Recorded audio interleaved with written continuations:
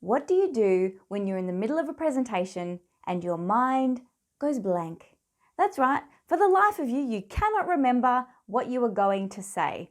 You either freeze or you fumble around or you freak out. This happened the other day when I was being interviewed on a podcast. I was being interviewed by this beautiful, articulate, intelligent woman, and halfway through our conversation, her brain just had a moment, as we all do, and she handled it so beautifully. She did sort of like this. So, I did have something. What was I going to ask you? Oh gosh, it's completely escaped me. Well, it's completely escaped me. I'm sure it'll come back at another time. Anyway, and on we carried. So what was so great about what she did is that she didn't just freeze so long that everyone starts to wonder what's going wrong.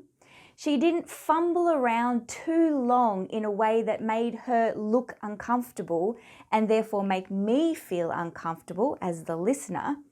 And she didn't freak out. She didn't lose it. She just very graciously acknowledged the moment, acknowledged the fact that she couldn't remember what she was going to say, and carried on.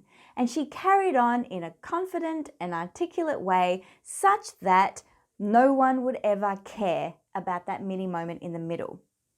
And here's the thing that I want you all to remember. That is a beautiful strategy if it ever happens to you. You notice it, you acknowledge it, and you move on.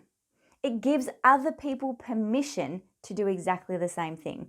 If you don't give it any weight, they don't give it any weight. Doesn't matter to you, doesn't matter to them. And here's the interesting thing about it. It's also what we call the pratfall effect. Now, the pratfall effect describes our response to people who muck up.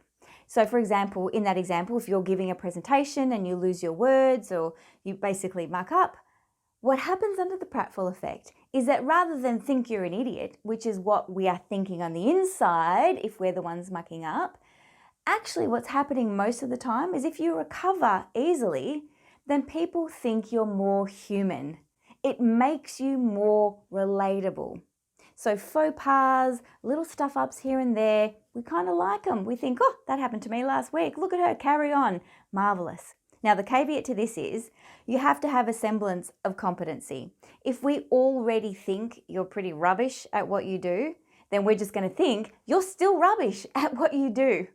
But if you are, for the most part, competent at what you do and you have a little hiccup, we won't care. In fact, we forgive you for it and we like you even more. So remember, sometimes that little hiccup in the middle, that moment where you lose your mind for a second, it can work for you, I promise.